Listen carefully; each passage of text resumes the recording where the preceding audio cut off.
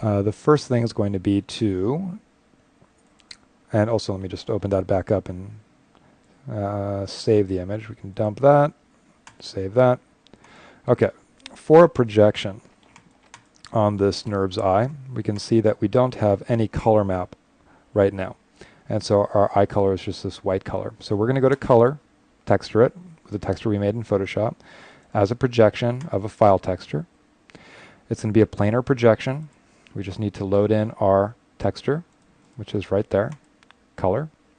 And now that I have loaded on my color map, I want to lower the filter so it doesn't blur my texture so much. So now I've done that. And then I need to position my placement node, which is going to be right there. My shader is showing the transparency right now. Let's change it under hardware texturing so it shows us color. And then for color, we're going to increase the resolution. And you can see it's repeating that texture because I now need to grab the placement node, which is right there. And in the front view, I need to position this texture. And so I'm going to go in and get this thing to be perfectly centered with my eye, which is pretty much right there. And then scale it up. And so we know it's pretty much going to be positioned like so. So we can see that it's now basically projecting this texture from the front view onto my NURBS sphere. And so now when I turn textures on, we can see it's displaying correctly. But one thing, of course, I'm going to need to do is let's just go to the shader that's on our sphere and increase the texture resolution to highest quality so we can see a little better that texture. So even at highest quality, you can see that it's not really showing it super high quality. And also since we're projecting, we can see that the back of the eye is going to get the same texture. And so this is obviously an issue that while you could go in and use this technique to texture your eye, this isn't going to work well for something that you want a different texture on the back. For that situation, we could initially do a projection, then convert it to a file texture, open it in Photoshop, and then be able to paint what's on the back of the eye. So in the end, you can see what the advantage of working this way could be. And so going into Maya though, now that we have that texture positioned, you can still grab your placement node and scale it. So we can see if we look at the scale right now, 5.421, if I go and scale this, I can scale it down or scale it up just to fine tune the placement. And so, but just at that start point, let's do a render just to sort of see if that texture is positioning itself correctly. And so now we can see, all right, now we have that texture. So we can see before and after. So at this point you can see it is pretty much positioned correctly. As far as the tiny veins, we don't necessarily see those. There's just a faint inkling of them inside there. I could scale the texture up in order to be able to get those to be visible, but in the end I would also then be scaling where those are. The veins on the outside, and I kind of don't want those to go any further away. So this means I'd need to tweak my texture in Photoshop a little bit. But inside here you can see what I mean, that if I did scale those, let's just go to the scale tool. Let's save our scale here so we don't accidentally lose it. So I'm just going to key it, and that's how I'm going to save it. If I go inside here and take this texture and just sort of scale it a little bit up and re-render,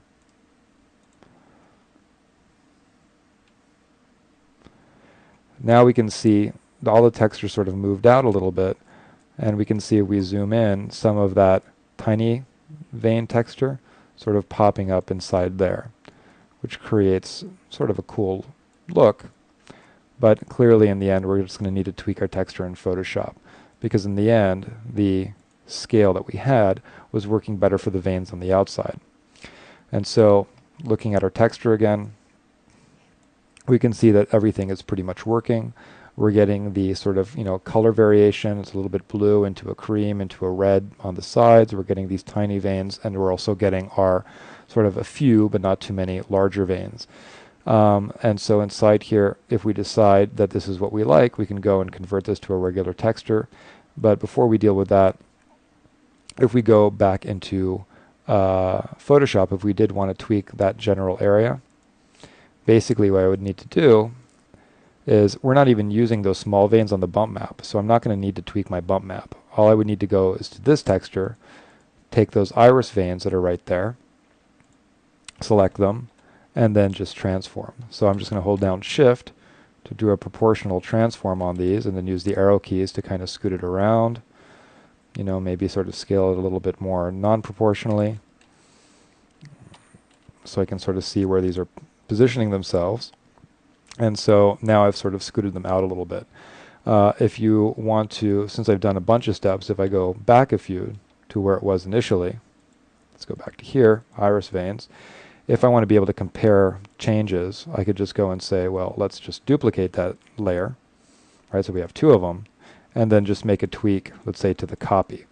Grab this one, hit Control T, scale this up a little bit, position it, maybe decide that this should be scaled a little bit this way. So now I can sort of compare how much of a change that I made.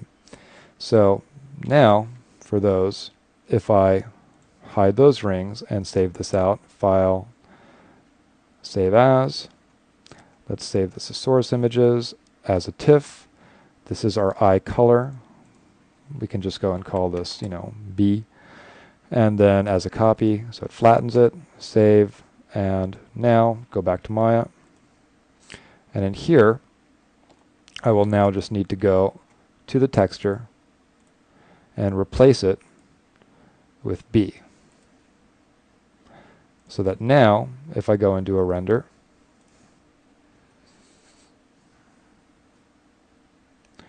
we can see that those veins in the iris have popped up. And so we can see I maybe scaled them a little bit too much. I just wanted to really make sure that it was noticeable what I was doing. But in the end, that's something that's, you know, okay for now. They do need to be scaled down just a little bit, just so that they're sort of matching inside where the fade from opaque to transparency is occurring. Although from this scale, you know, that's kind of maybe okay. But in the end, now they're positioned right, but they're a little strong. So I'm going to go back to Photoshop. I'm going to take that. I am going to make them a little bit smaller. So now it's like, okay, well, just a little bit smaller.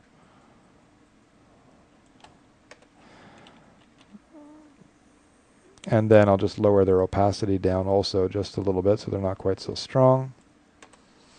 And then save out again. So File, Save As a copy, source images, as a TIFF, and then right there. Save, replace it, and then in Maya, I'm going to now, in Maya, need to tell it to reload the texture. And then I can go in, save, and re-render. And so at this point, you can see that I sort of shrunk them in a little bit. So now it's matching a little bit better with my texture, and they're not quite as opaque. So they're just kind of there, but a little bit mellower. So now, let's just go in. We can save our scene and bring that bump map in here. So the bump map, we just got a bump on our shader. Since the surface is selected, I just open the attribute editor, go to bump map, as projection, file texture. Now, you're going to want the projection to match perfectly with the color projection. Doing that manually is okay because you can just copy the attributes from one projection node to the other. Or you can go into Hypershade and just copy the actual placement node. But you can see it can be rather simple to go in here and say, as projection, file texture, bump depth, I'm going to start at 0.1 because I know that a bump depth of 1 is going to be way too deep. Then load the file texture in for that. And so the file texture for the bump node, one thing inside here, by the way, is that when you traverse, you can go to focus to try and find the file texture node. And so if I go in and see, like, well, sometimes that's going to work for you and sometimes it's not. And so this is where sometimes you'll find it's a little trickier to find things. But I found it. I'm going to load my texture, load my bump. There it is. Put the filter down to 0.1. And then now for the placement node, you can see, which is right there, I need the attributes from this node as far as the position and scale to match. So the easiest way to do that, to copy attributes from one thing to another in Maya, there is no way to just go and say copy paste, because these only work for keyframes. And so I can't just go and say copy paste if there's no keys. So what I'm going to do is I can just go and take everything, have a key on it, then go to copy, go to this placement node, and then say paste.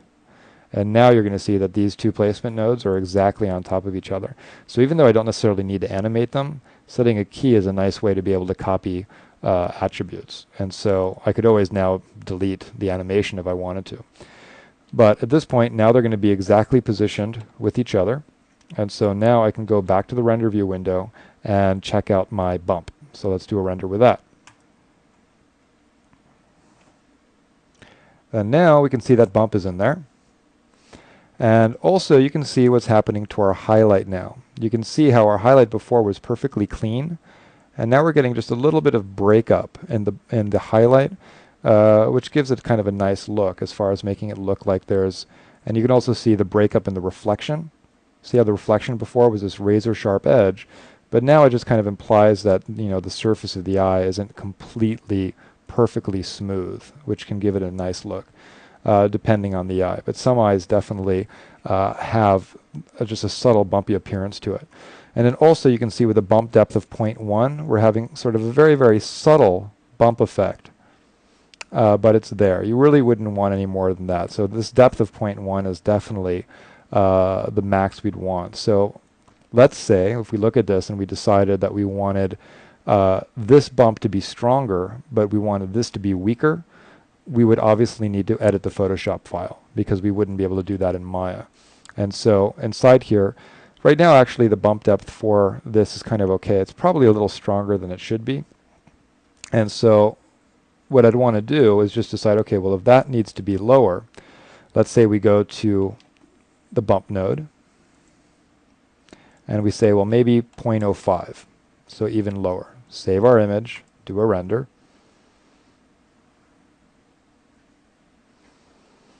So we can see inside here that that bump is there, but it's now not quite as strong. We can see this is where we were, this is where we are now. So it's just a little bit of shading, but not super strong. So if we go up here, same thing. Go over here. But now that breakup in the highlight, you know, is not quite as noticeable, although it's still there. We would just go and increase the brightness and contrast in that region and here in Photoshop. And so with this though, I think that, you know, the bump depth could be a little higher. So let's first try 0.075.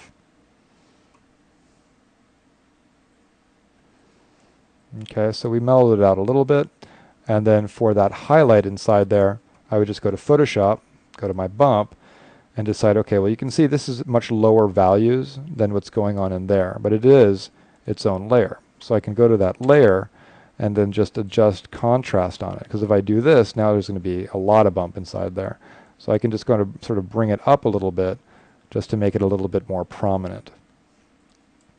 And so if I do that, it's going to be, there's a little bit too much going on right there. So let's sort of mellow that out.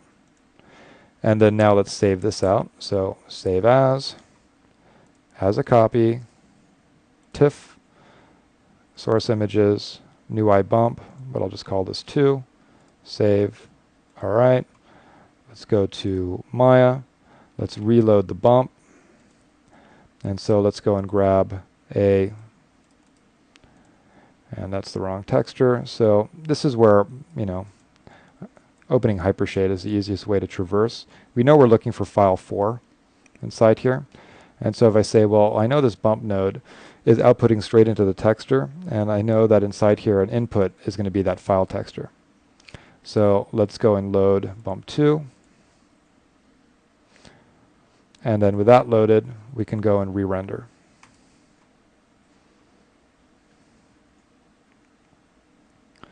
So you can see that now we're kind of back to where we were as far as the intensity and the highlight. Pretty much the same, but you can see we've lowered the bump depth. So if you look here, you can see the bump depth is definitely changing. But if we look here, we can see the highlight's pretty much the same.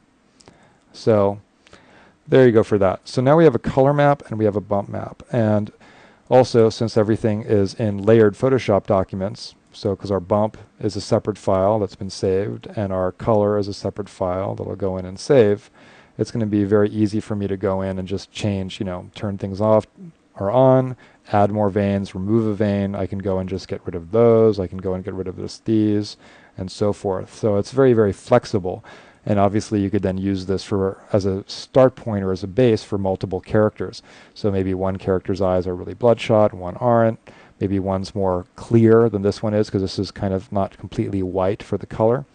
But going into Maya, you can see that even though the color is not pure white on the eyeball, that works.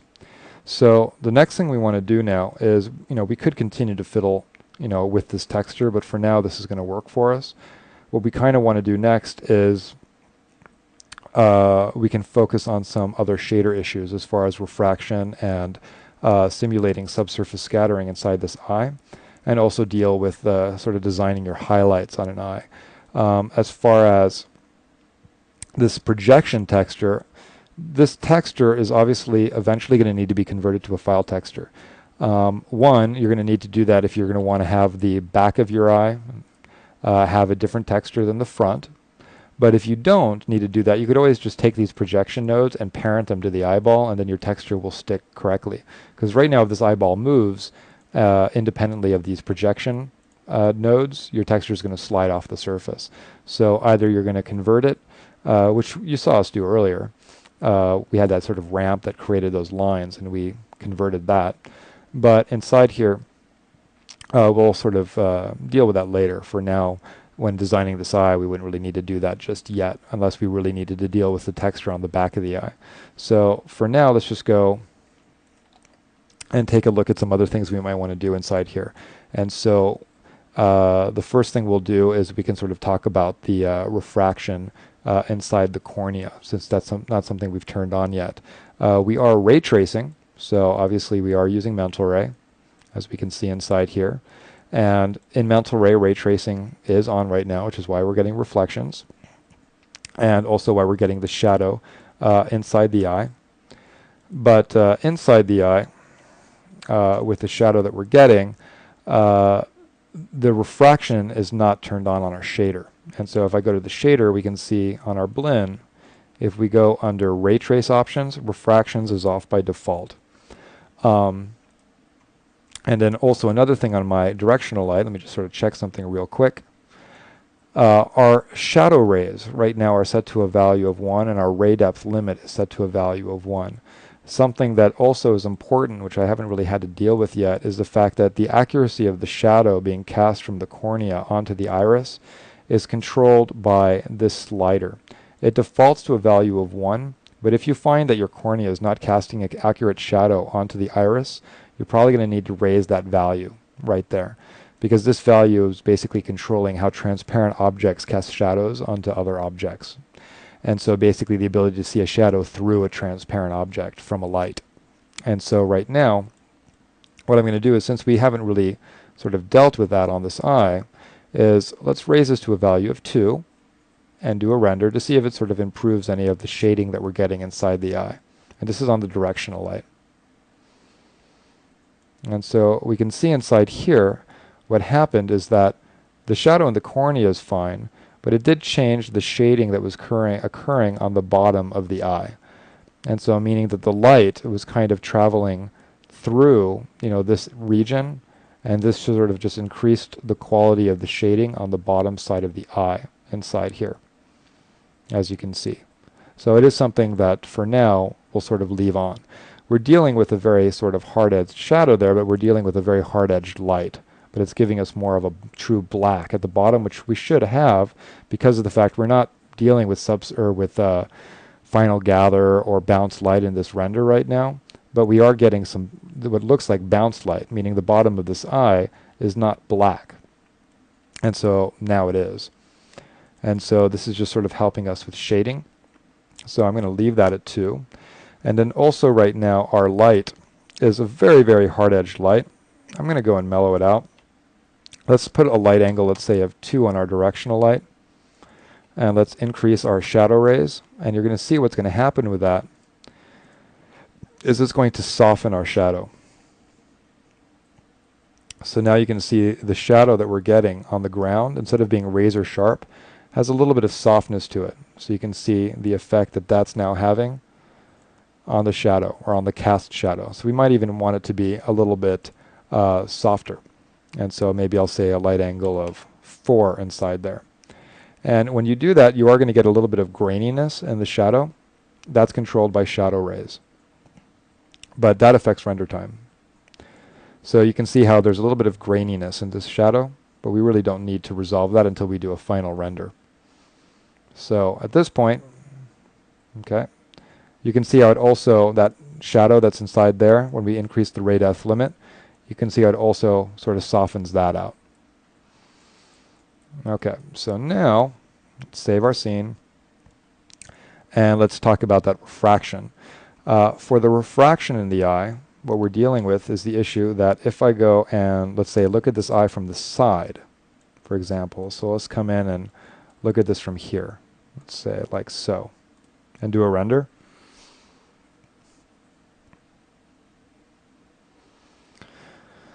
What we're seeing inside here is, first you can see like that tiny bump that's inside there on our veins, but also inside here, the thing that we're talking about, refraction, is that this is not bending out. The cornea should cause that iris to bulge, and that's not happening. And that happens as a result of refraction. And so what you need to do is figure out the refractive index of your cornea so you know what value to use. And you can look this up on the internet. If you just do a search for a refractive index, you're going to find lots of charts and tables that list that kind of stuff.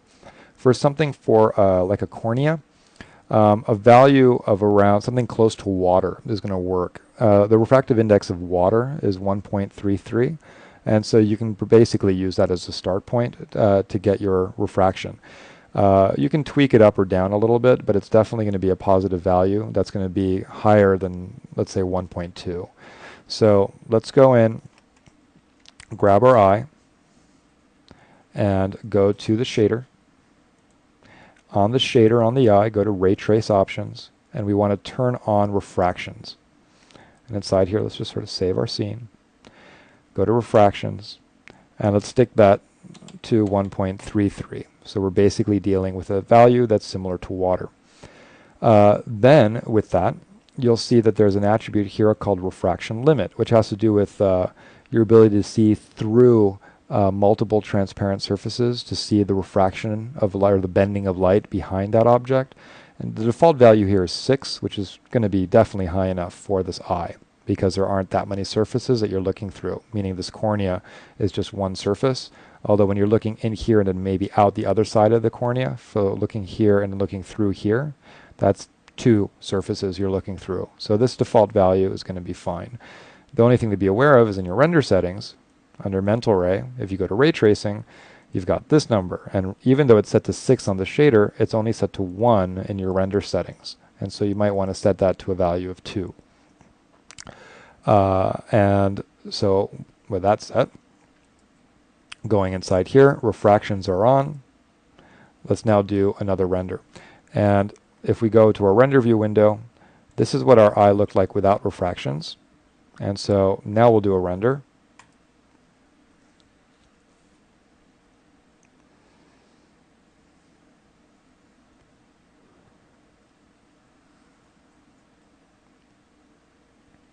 And we can see that there's definitely a change. And so what's going on is basically the light is being bent as it goes from the iris through the cornea out to you. And so what's happening with that, though, is important. So you might look at this and be like, well, I liked it when the pupil was smaller. Well, the issue is that if you did, then you're just going to need to take your iris inside there and scale the vertices down to make your pupil smaller, because you definitely need refraction if you're going to be looking at an eye, especially if you're going to be looking at it from the side, because you don't want it to look the way it did before, where it just looked like a flat disc. And so at this point, we've got some refraction now going in on our surface. And so let's go in, or save our image, and we can also take a look at what happens when we render from the side now. And so if we look at this eye from the side and render, what you'll now see is that that light is bending out. It's bending into the iris. So if you just look at anybody's eye and look at it from the side, you don't see a flat disc. You see that light bend out into the cornea. And so that's what's going on now. And so using that value of 1.33 is pretty much, going to be a good start point. You can go and tweak it, like I said, but that's pretty much what it should be. So if we go and take this eye, look at it from even more to the side, it's when you get to these extreme angles that you might start to fiddle with your refraction index just to make sure that it's looking accurate. So let's go and do another render. And that's pretty much working okay as well.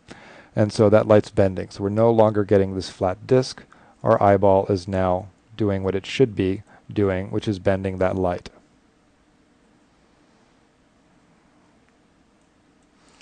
And so obviously our texture is stretching around the other side. That's what we're expecting it to do. And so now we can go back to the front view now that we have our refraction.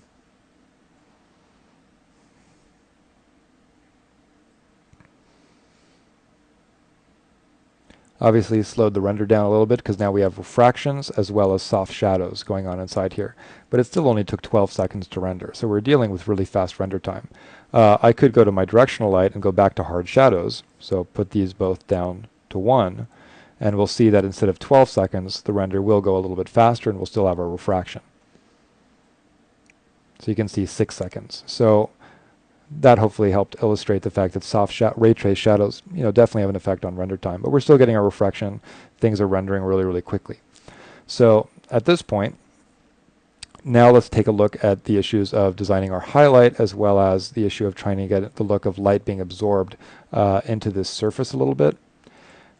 And let's do that next, which is going to be based on a attribute that was added recently to regular shaders for Mental Ray, which allows you to basically simulate this translucence that's always been around in Maya, but do it in a little bit more sophisticated of a way.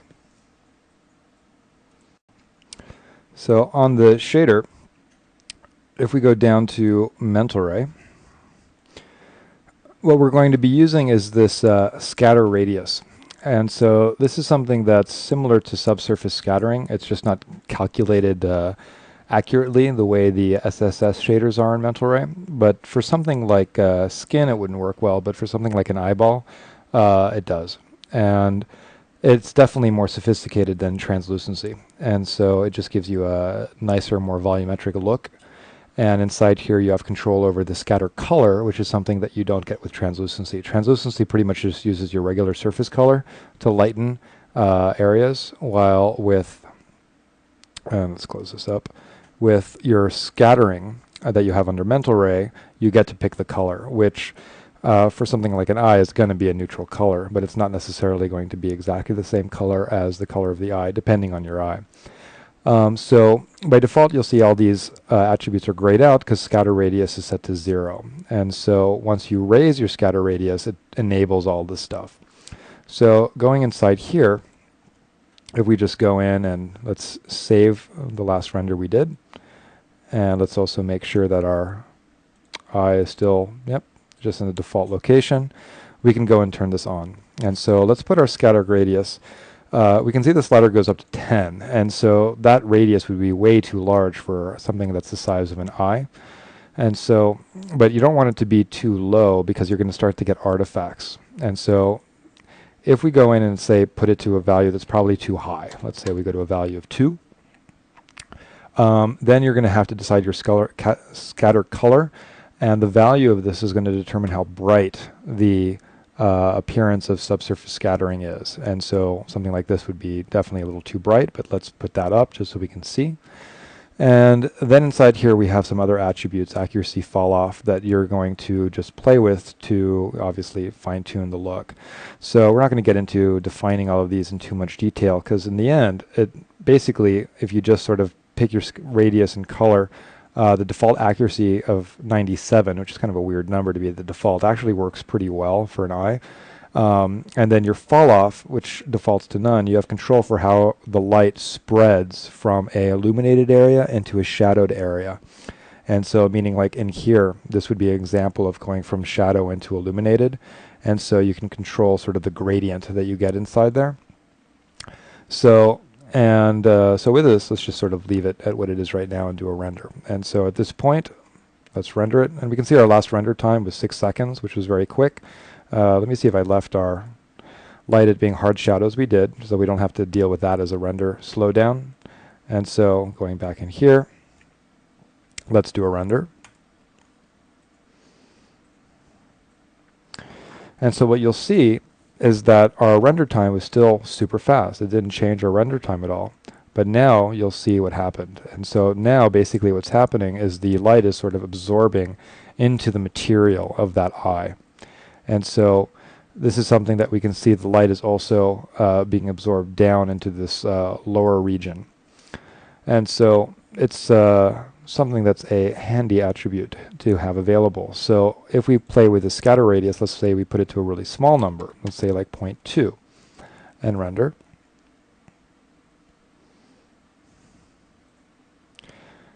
You can see what I meant. When the radius is too small, you're going to start to get these artifacts. It's just not blending nicely together.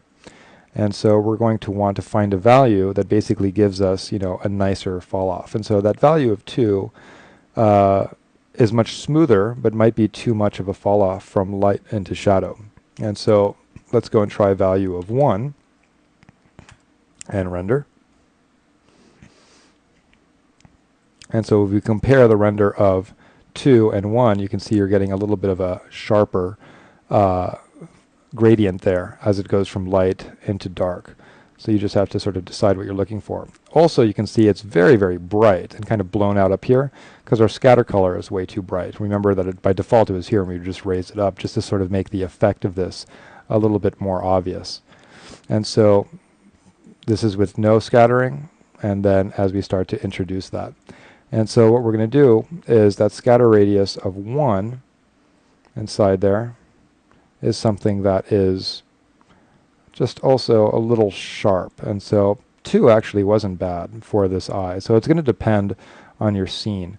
So for this, I'm going to go to, let's say, 1.5. I'm going to lower the scatter color. Let's say we go to something that has just like maybe a little bit of a cool value to it, but is not quite so bright, and do a render.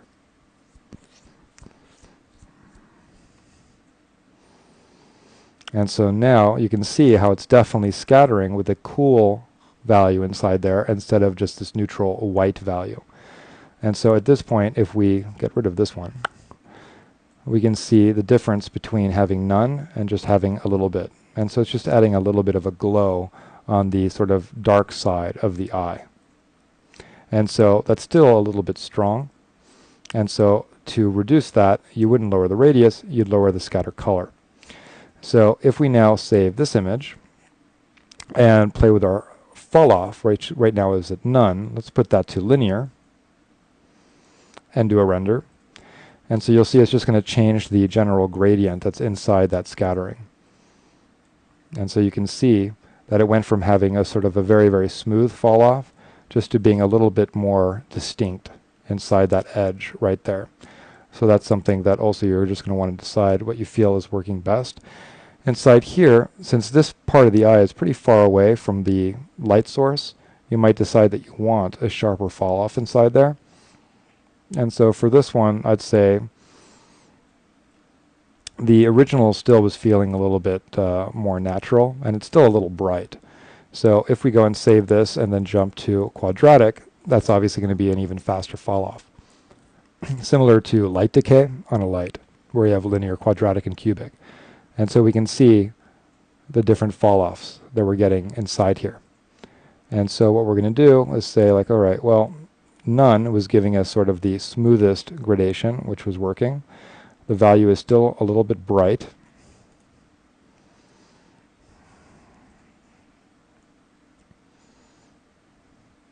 And so now let's sort of delete these test renders so we can just compare to what it looks like when we had none. And so it's just illuminating the backside of that light, or that eye, a little bit. And so that's pretty much the scattering that you have inside of Mental Ray.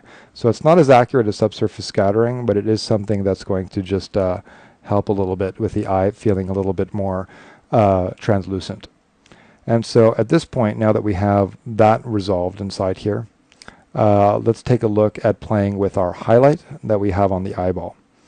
And for that, right now we're dealing with a directional light in the scene. And what we're going to do is, instead of using a directional light, I'm going to switch to a spot. And with a spotlight, the reason being that it's just going to be more indicative of something that might need a different type of reflection in the highlight. When you're dealing with a directional light, the idea is that you're outside and dealing with the sun, and the sun pretty much does create a highlight that looks like that, meaning that you have to remember that a specular highlight is a reflection of your light source. And so that could be a reflection of the sun. But when we get into interior lighting with something, let's say like a spot, where the light source maybe is a window or is maybe a overhead, rectangular fluorescent light source, you're going to need your highlight to look like that.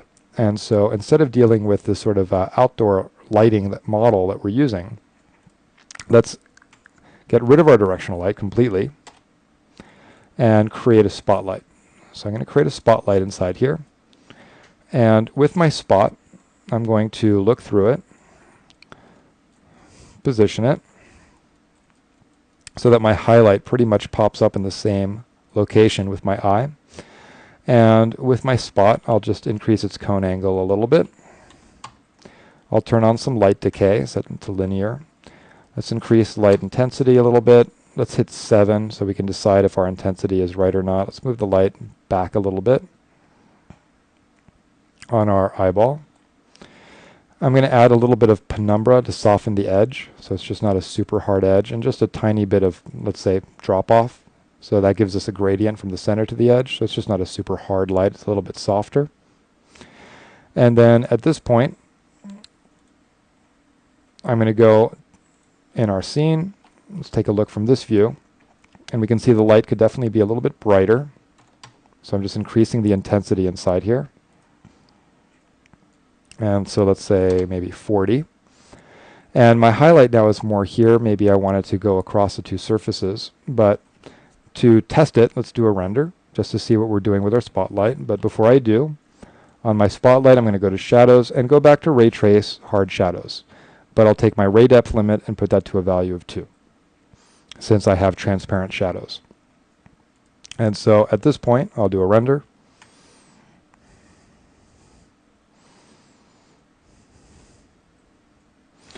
And so for this eye, we can see the very hard shadows that we're getting, and also the fact that I want to raise my light a little bit because my highlight's popping up right there. I want to move it up. And so I'm just going to go into a 4 view. I'm going to, let's say, look through that light. Because something that's handy is having your perspective view up at the same time you're looking through a light, because then I can sort of see where that highlight is popping up. And so at this point, this might be more what I'm looking for as far as the positioning of my highlight. Alright, so now my highlight's a little bit higher. I'll just raise it up a little bit more. And then for my light, I'm going to make it a little brighter. So instead of 40, let's try 50.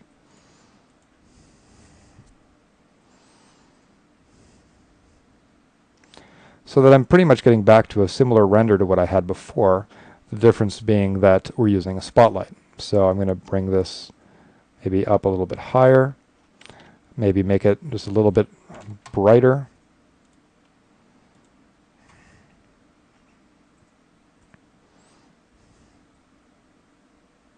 All right, so at this point you can see our directional illumination versus our new illumination. And so now my highlight's pretty much in the same place. That's good enough for what we're doing. Maybe I'll just sort of bring the light down a little bit.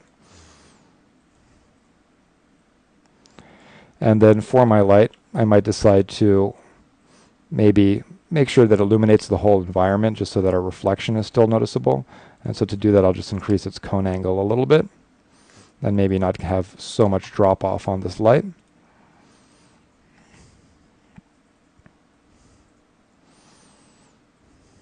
Okay, so now we're pretty much that light's highlight being in the same spot.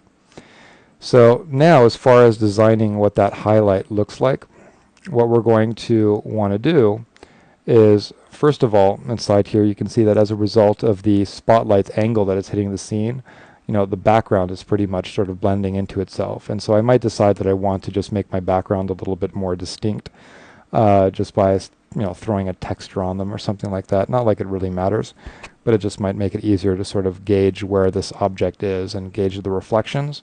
And so real quick, I'm just going to go and throw, let's say, a bump map on these surfaces. So for these two surfaces, I'm going to go into Hypershade, and let me just go and select materials from objects. So I can see it's this blend shader is assigned to that surface. So that's just select materials from objects.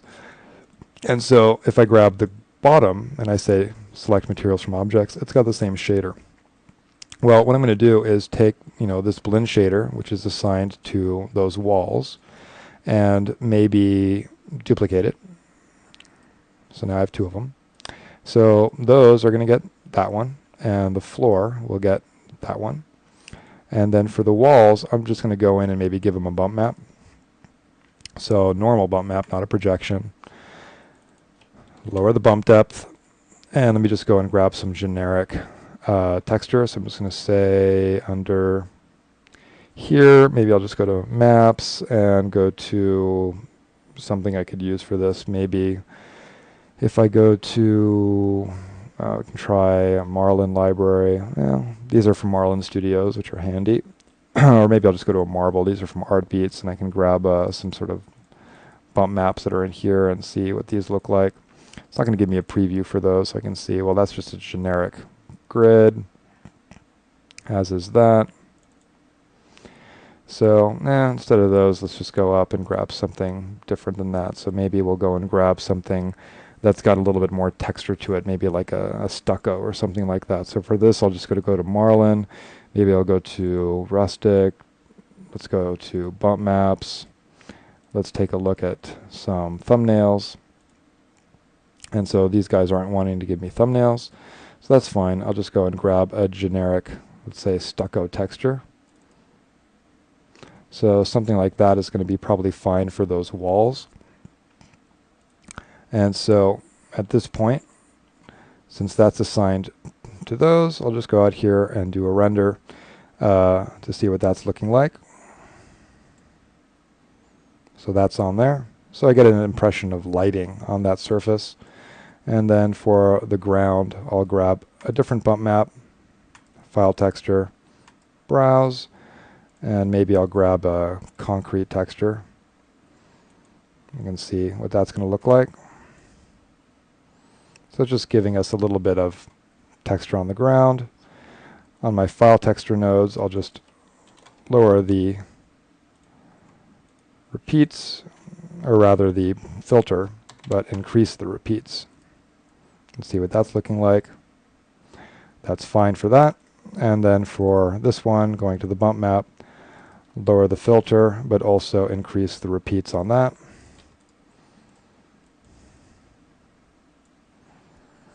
All right, so now let me just do a render.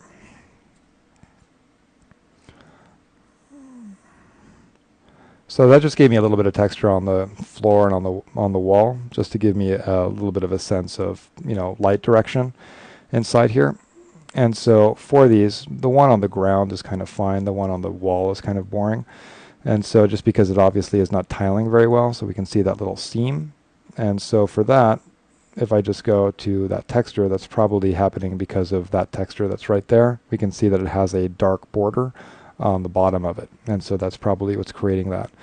But for now, it's not like it really matters that much. But in general, since some textures don't repeat, or rather don't preview well in Maya, what I usually do is use AC/DC. And so if I launch AC/DC and wait for that to load, and no, let's just scale this so that you can see what I'm doing. And if I just go and say inside here, we want to go to desktop, we want to go to my computer, we want to go inside there, maps, let's say we go to something like Marlin and go to something like Rustic Exteriors and go to something like Textures and go inside there and scale this down, make them a little bit smaller. most people obviously use image browsers, but if you don't, you can see that this is obviously a much nicer browser than Maya usually gives you. So when I'm doing texturing stuff, I tend to leave something like this open so I can see what I'm doing. So if I go inside here and I say, okay, well maybe that's the stucco I want to use, that's stucco 03, so I can go and minimize that, go to Maya, go to my back wall, see which shader is assigned to the back wall, this one, and then go to its bump map and say, well, you should be using stucco 03. And so then I can go inside here and say, okay, well, stucco 03 is this one.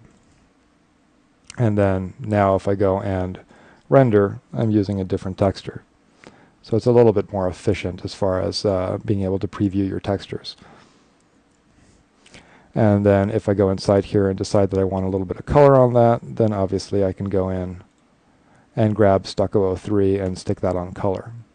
So file texture, go up here, browse, don't do that, go up here, textures, and hit S to go to there, stucco 03, load that in. Now that texture is loaded, might not need to be filtered, and then now if I render, I'm going to get the bump combined with the color map.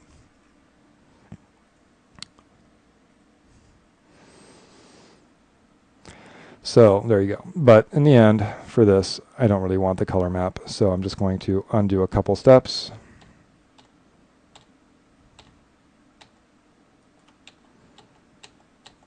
Until we get rid of that. To make my life easier, since it's just not necessarily getting rid of it, I'll just get rid of it that way. So we're just back to having this. So there we go. So at this point, I'm going to go in and be like, okay, what are we doing? We're dealing with our spotlight. Okay, so we just sort of went on a tangent, and now we're back. So getting back to this highlight inside here. Since I have a spotlight, and just one thing that's bugging me on this back wall is that it's just so bright, so I'm just going to darken it down a little bit. Because we want to focus on our eye. So I just darkened its color down. Okay, so with this, with our highlight, the thing that we can do is look at our scene from another camera, not our lights camera, this camera, and there's our light. Now, lights in Maya do not have specular highlight shapes associated with them. Oh, there's my little virus thing. They do not have shapes associated with them, so they pretty much just are going to create a specular highlight based on your shader. So this specular highlight right there is completely unrelated to the light source. It's based on the shader. So the light source determines the color of the highlight, but it's not determining the shape. But in reality, a specular highlight is a reflection of the light source. So since this light source does not have a shape associated with it, what we're going to do is we're going to create one. Because since we're ray tracing, we can go and create a highlight that's going to be indicative of a window or a light fixture or whatever. So if I go and create a plane, I'm just going to create a little NURBS plane inside here. And with this NURBS plane, let's say we just go and put that at the origin. What I can do is select my light, select the NURBS plane, and then in animation mode, go to constrain and do a point constraint. So that plane is now constrained to the light. Then I can also go and do a orient constraint to constrain the rotations of the plane with the light. And so if I hit apply, now this plane is also aligned with that light. Let's just frame this like so. Clearly it's not aligned correctly, but since I added an orient constraint node, if I select the plane and go to its orient constraint node, I can add an offset in X, Y, or Z. So I'm going to add a 90-degree offset in X. And so now, if I take this light and I rotate it, you can see that that plane is now moving with it, or I can move it. So clearly inside here, somebody sneezed. Clearly inside here, I can go in and just parent that to the light, but constraining it is also simple. So now I have a shape associated with this light source. For that shape, I can then go in and select it, and I can scale it. So I can scale it to determine what I want my light source to look like. Maybe I want it to be like it's a vertical light. So this is similar to the idea of an area light that has a shape and will create a highlight that's indicative of that shape. The problem with area lights is A, they take forever to render. If you're using soft ray trace shadows with an area light, it's very slow. And then also, you can't texture the shape of an area light's shape. So if you set an area light to square, it'll just be a solid square. But the cool thing I can do in here is I can go in, I'm going to create a shader for that. So I'm going to create a shader that I'm going to assign to that surface that'll make black. But I'm going to go to its incandescence and use that. And so now my eye is obviously going to create a reflection of this bright square. But instead of using something that's just white like that, maybe I'll go to the incandescence and use something like a grid. Because something like this is going to look like a reflection of a window, for example. And so any texture, including file textures, can be now mapped onto that plane to control what your highlights look like on reflective objects. So if I now, let's say, leave it at that, with this grid, so if I now hit 6 inside here, and I go to this guy and say, on your shader, hardware texturing, show me incandescence.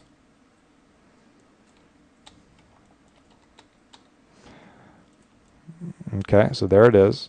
And now it's showing me on the dark side of the surface. There it is. So you can see it's got that texture on it. And so if I now go back to my render camera, I can see inside here where my highlight is based on my spotlight.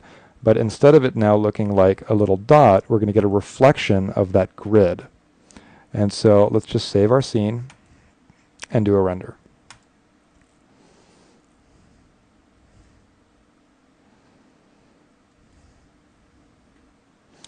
So at this point, you can see it is in there. If you compare the two images, it definitely has changed its shape.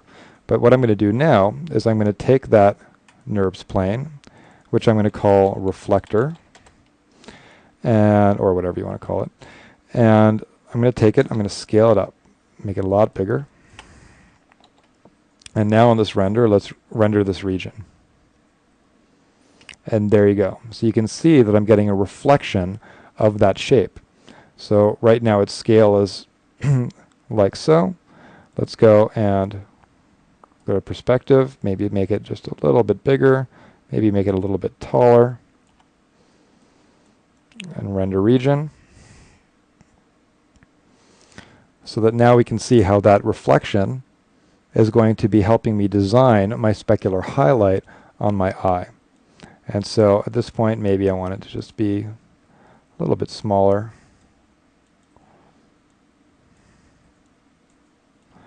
And let's render that region.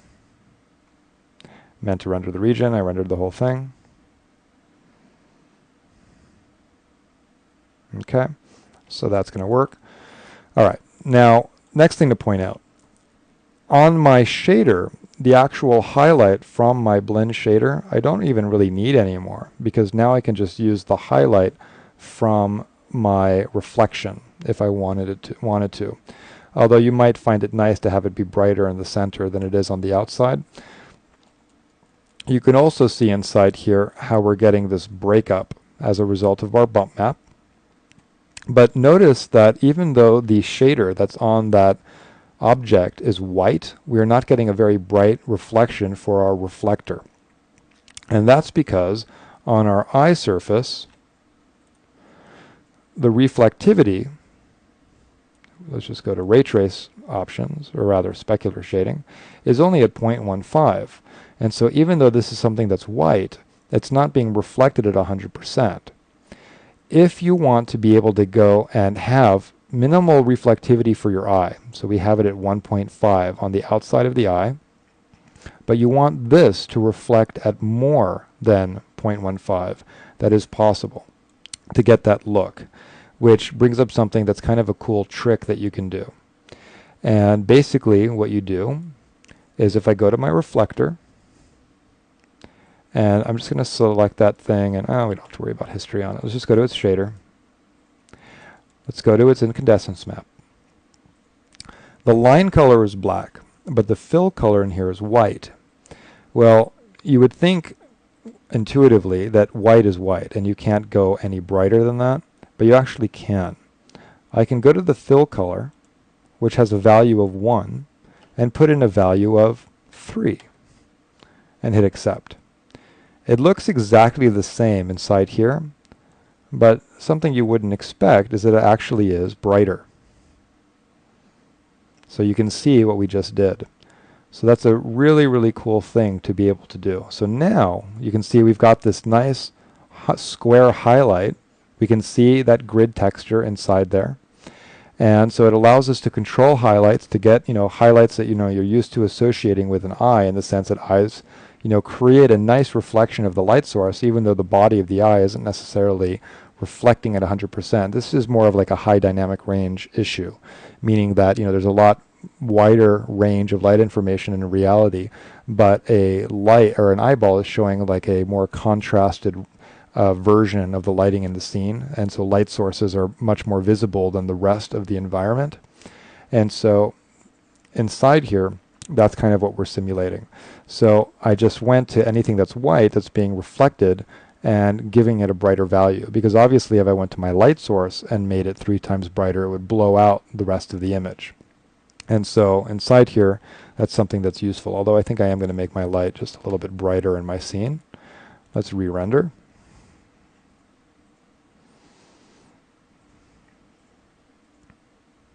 Okay, and so now we pretty much have our eye blocked out, meaning that we've got, the iris, we've got the shading inside here, we've got our veins, we've got some subsurface scattering inside here being simulated via the scatter attribute.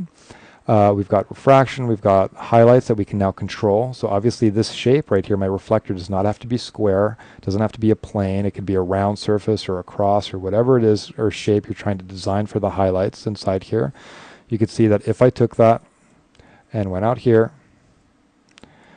and took that shape, obviously if I just decided to scale it a little bit more this way, then this highlight is now going to be much longer, as we can see, and so therefore, because of the bend on the cornea, it's going to go around the cornea and bend into the body of the eye. And so let's go back to that and sort of mellow that out back to where we were. And then for our spotlight, at this point, we might want to soften the shadows a little bit. So I'm going to go and say, well, give us maybe a light radius of 3. By doing that, I can now check my shadows over here to see that I'm softening the shadow. So you can see that that created a lot of artifacts that would then need to be smoothed. And so let's go and increase our shadow rays. Okay, and so let's go inside here and render that. And so now we have a softer shadow being cast by this object. And so now if I go inside here, also important thing to point out, by the way, this reflector shape, which is supposed to be your light source. Let's go in here and go to this camera. This thing should not cast shadows. This is a light source. And so I'm just going to go to its shape node, render stats, and turn off cast shadows. So it's visible in reflections, but maybe I don't even need this thing to render, meaning that I'm turning off its render settings. I'm just saying it's visible in reflections. And so now let's go back to here, because you can see it was affecting my render. It was looking a little dark there, and then I realized it was because that object was a little bit in front of the light and creating a shadow. So now I'm getting a softer edge shadow inside here on my light. I've got my shadow rays at 7, so it's still going to have a little graininess, but not so bad. So our render time was previously about 6 seconds.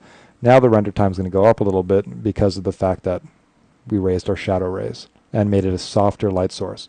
Because if you're going to have a square reflection, a square highlight, that means you have a large light source, and large light sources that have a size to them create softer shadows. So it wouldn't make sense to have a hard edge shadow with a reflection that looks like that. So at this point, we can see that we now have pretty much blocked out this eye. We don't have any light bounce in the scene coming from the ground, which you might expect. And so, but inside here we have pretty much blocked out an eye. So what we're going to do is let's now, render this out a little larger. I'm just going to go to my spotlight.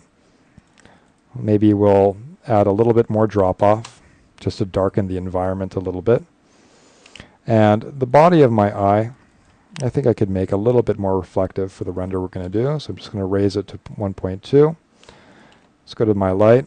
So I added a little bit more drop off, a little bit more penumbra. Let's do a render.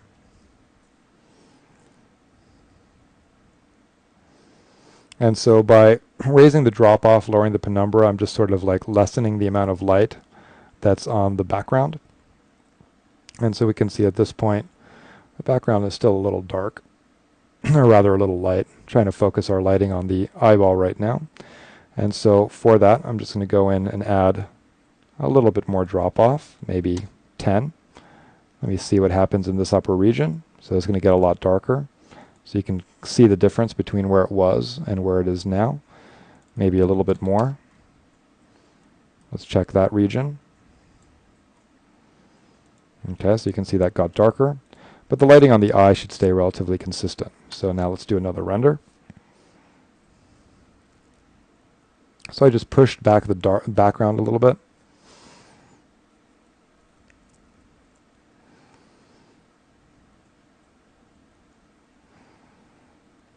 And so now the eye is just going to read a little bit better on here. And so the next thing we want to do, now that we kind of have our eye pretty much blocked out, we've got our bump map, we've got breakup in the highlight because of the bump that we have on the cornea, we've got our veins, we've got soft shadows, refraction, light bleeding into the dark side of the object. Let's just sort of do a render now that's a little cleaner. And so I'm going to go out here and mental ray, just up our anti-aliasing quality.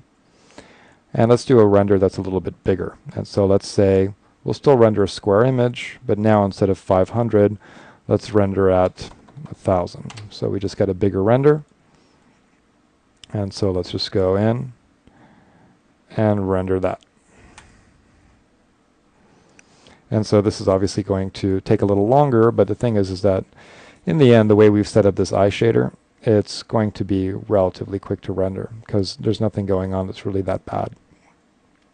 We are using reflections, we are using refraction, but mental ray is actually pretty efficient at rendering that stuff, especially if you're only doing it on a sphere, which is what we're doing.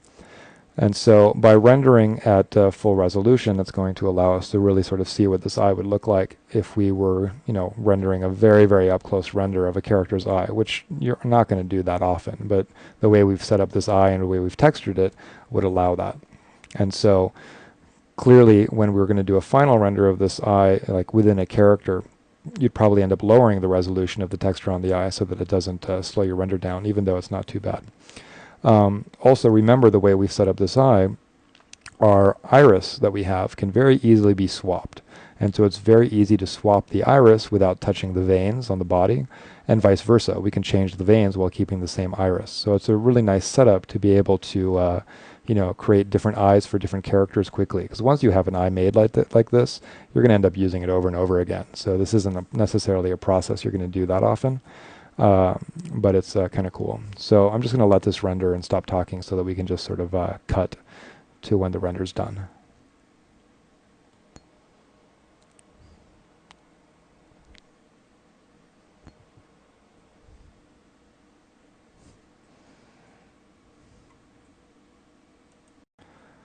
Alright, so render finished. We can see it took a while because I rendered at 1K with high anti-aliasing settings.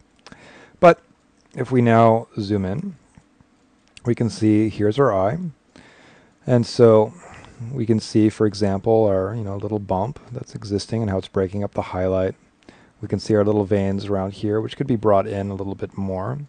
The breakup on our highlight, which is a little much, and so I think the bump for the cornea I would end up tweaking a little bit more, just so it doesn't have such tiny detail in it. Probably increase the scale of that texture a little bit. You can see the clear reflection. So now it kind of looks like, a sort of sun coming through a window or something like that. But obviously, like I said, any texture can be put on there to break that up. because like a lot of the pictures that we looked at of eyes, we were seeing these big reflections of the lights that were being used to illuminate. We can see we have lots of nice detail inside the iris. We can see the bleed going in here because of that scattering that's occurring. A little bit of reflection on the eye, so but not too much. And that's pretty much that. So to reiterate a couple things inside here, and we can go and save this image. As far as some other issues, right now our pupil is really big. And so remember that when we turned on refraction, the pupil grew. And so if we wanted to play with that and make the pupil a little bit smaller again, so it's not quite so dilated, first of all, let me just go and lower our render size, get the anti-aliasing down a little bit. What you would end up doing is going to this object and obviously scaling down the vertices on the sub-D that are in the center of the pupil. And so if I do that, let's go and grab some of them. Let's go and grab, let's say, these. And scale. I can scale them down to just get the pupil to be a little bit smaller. Obviously, if I decide to, let's go to this camera. Let's hide our eyeball. And we take a look at its shape and turn textures on. Obviously, when you scale it, it's going to scale the texture with it. And so, you might decide that, for dilation, maybe we want to scale all the way out to here. And we could always make a cluster out of that. So if I go, meaning on a character rig for your pupil, you could use a blend shape, or you could use a cluster animation. If I go into animation mode and make a cluster out of that, create cluster. Now when I scale, it's going to scale that cluster. And so, meaning I don't have to reselect the vertices again, I can just go and grab that cluster and scale it down. So if we go back to our, let's say this camera, and scale that cluster, we can see the result of scaling that. And for this cluster, every point has a weight inside that cluster. And so if I scale up, for example, it's going to scale the vertices on the edge too much. And so I might want to take the vertices that are at the edge of that cluster and reduce their weights down. And an easy way to do that, just so you can see, is I can take that cluster, and everything's at 0 right now. So if I move this cluster out a bit, with that cluster all the way out, if I go and select vertices now, and I select, let's say, these vertices that are on the edge, I could go to the component editor,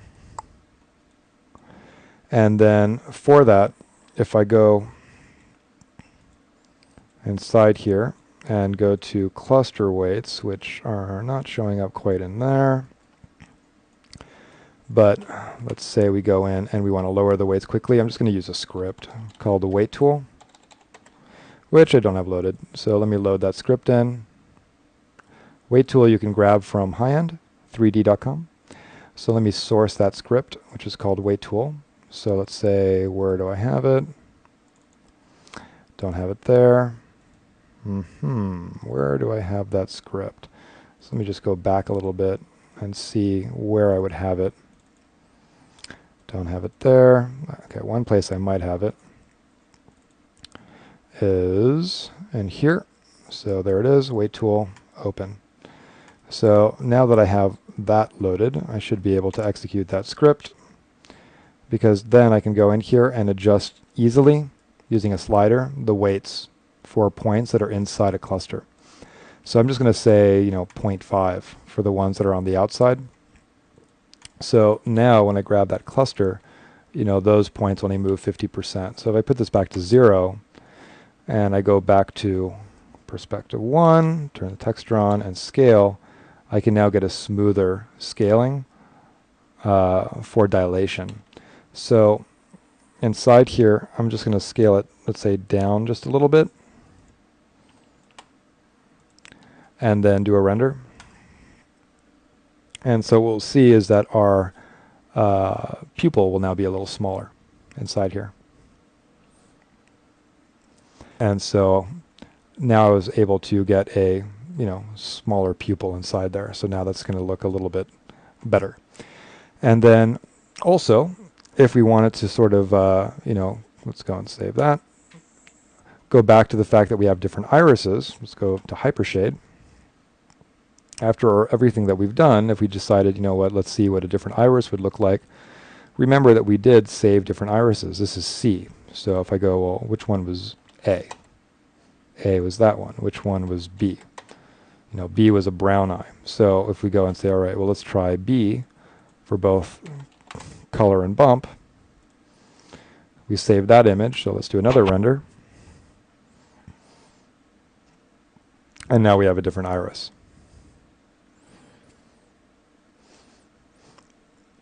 And so, but everything else stays the same. And so it's very, very quick and easy to experiment with different iris designs or painting yourself. Also, another thing that we can do is, so we can see we went from that eye to a brown eye. And so we can see inside here the texture change that just occurred. For this texture, something you can also do when you're playing with texture placement is you're also definitely allowed to go to the surface. Let's just get a little closer on it. And go to the UV texture editor and mess with how that texture is being displayed on that surface. Because if I go inside here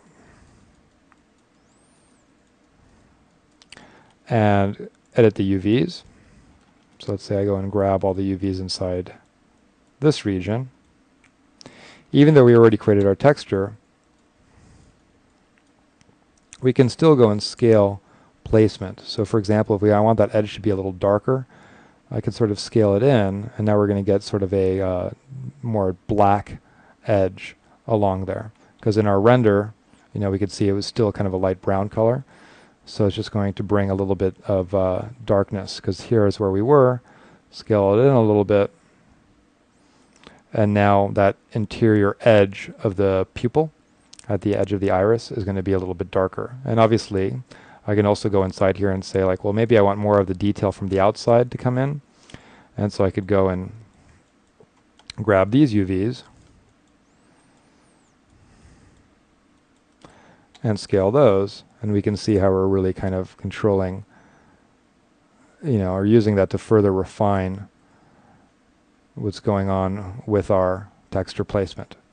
And so, because in the end, we know we're not really seeing this edge all the way out here. So I could go and even grab this one all the way out at the edge.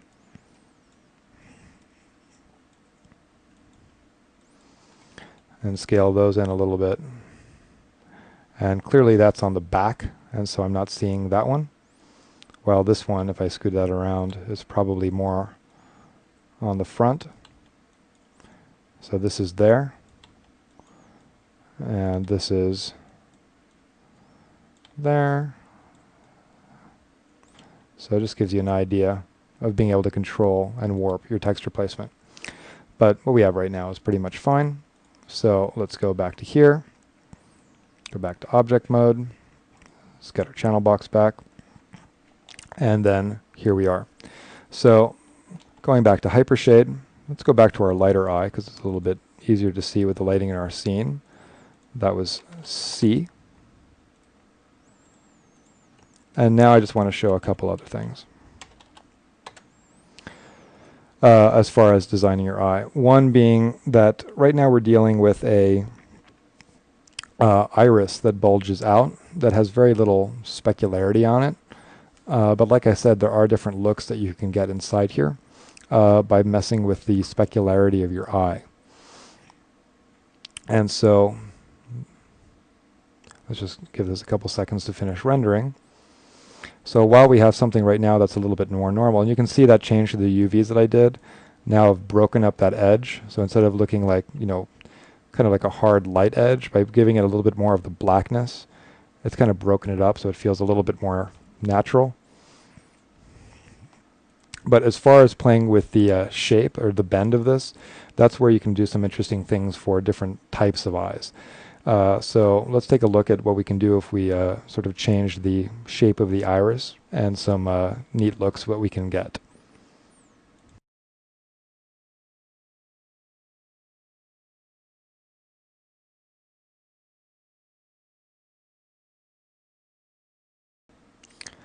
So I'm going to go inside here and go to our iris. And let me just use my camera that doesn't have a resolution gate on it. And if we decide that we want to sort of play with different shapes, in the end what it's going to allow you to do is, mess with this shadow edge.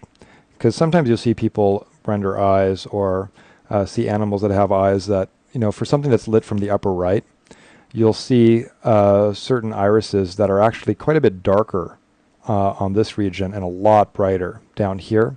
And so it kind of makes the eye look more like as if it's a jewel or something like that. And basically, one way you can do that is make a concave iris. And so that's going to give you a lot more shading from this gradient that we have on the transparency ramp. Give you more shading up here, and it'll be brighter down here. And then you can mix that with some specularity to create a neat look. Or you can go and take this shader or this shape and make it bulge out more, making it more, convex, and as a result of that, with specularity, make it look more like an owl or a frog or something.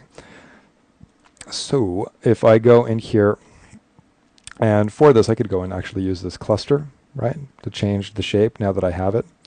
If I go and sort of push this in a little bit, let's say like, not too much, but let's say I push it in and scale it up a little bit. So now we definitely have something that bends in. And so obviously that cluster has been kind of handy for what we're about to do. And I go and do another render. So let me just see if I save this render. I didn't. So now let's do another render. Now we're going to get a big change as far as the shading. And you can already see that. See that we got this big shadow there? Because again, now that that bends in, my, and so you can see that, this is where we were, which is more like a human eye. But now we have something that's got, if we move back a little bit, a much bigger gradient. And I've seen lots of people do eyes like this, and it just looks kind of neat. It's not as natural as what, a human eye should be doing, but it's kind of a neat look.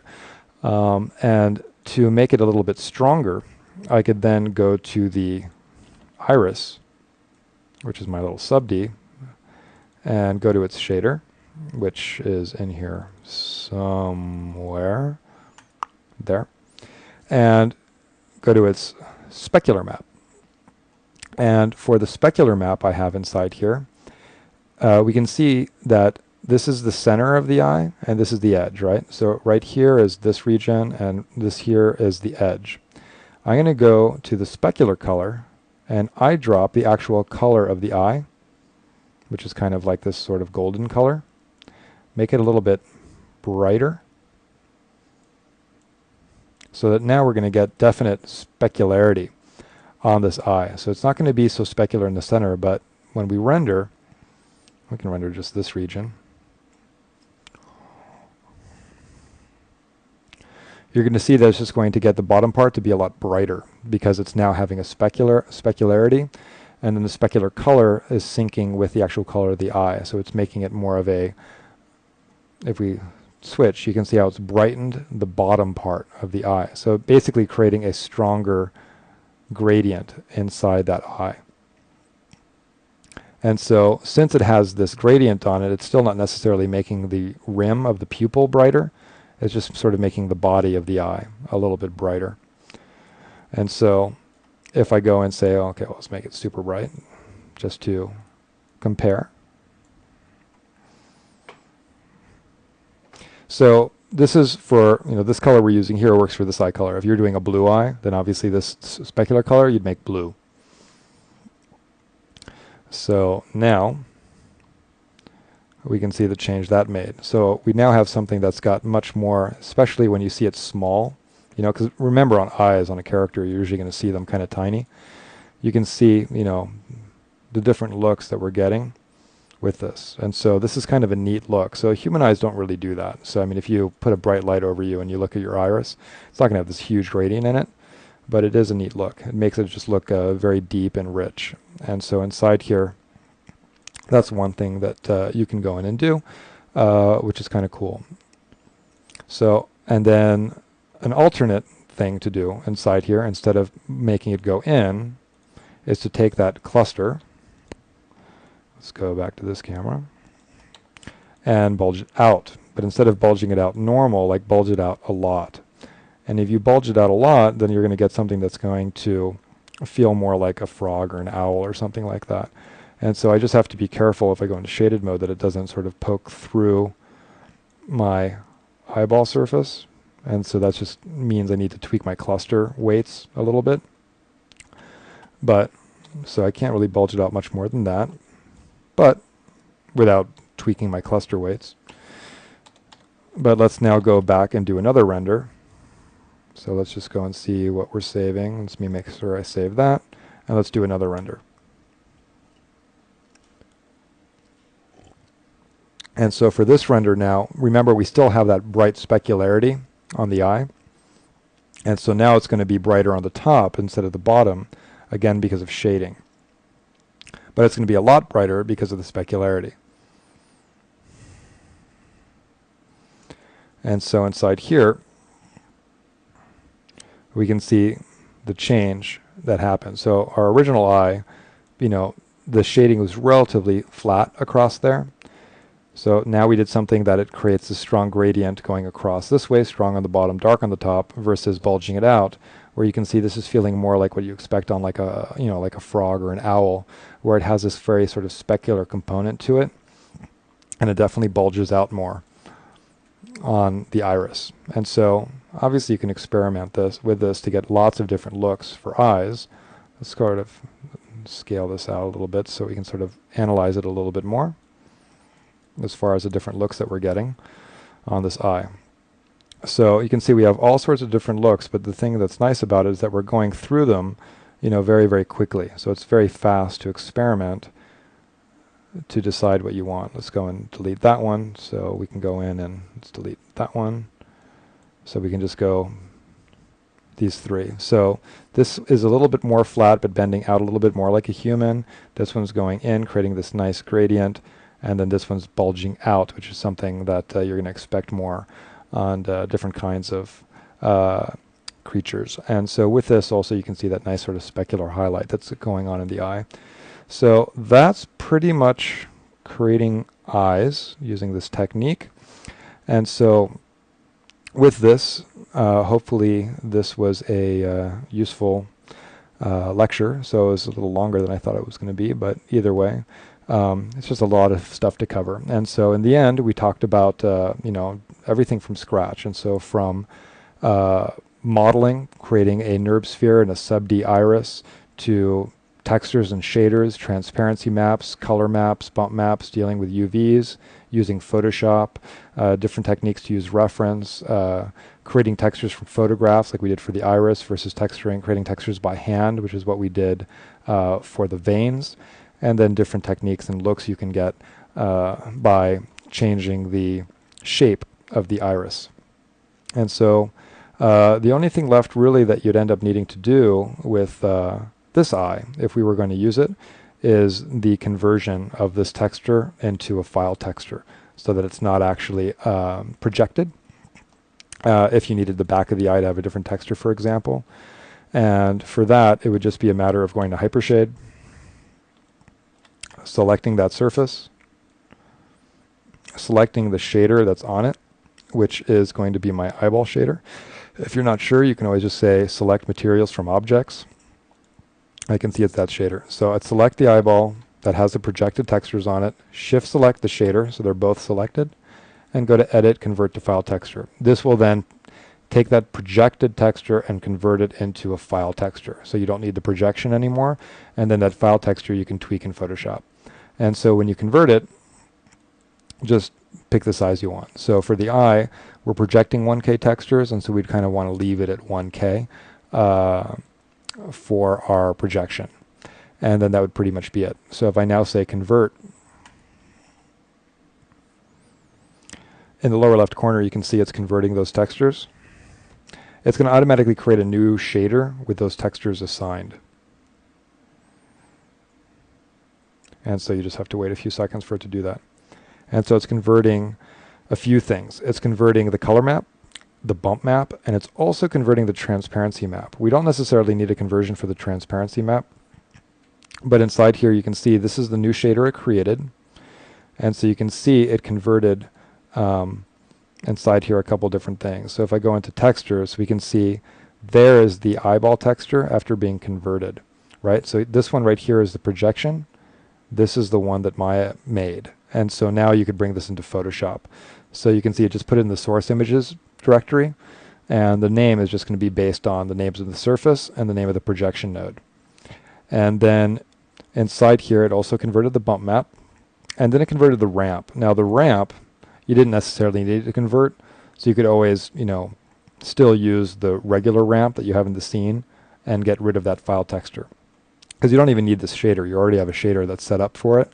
So in the end, really all you need of all the stuff that was converted is the color map and the converted bump map, which is this one right here. And so, that's pretty much it. It actually looked like it converted the color map and the transparency, but not the bump.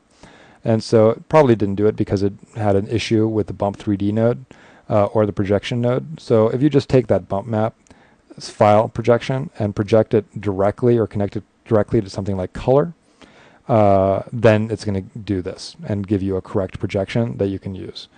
So in the end, that's pretty much this stuff. And so if we go back out to here, we can see sort of what we did.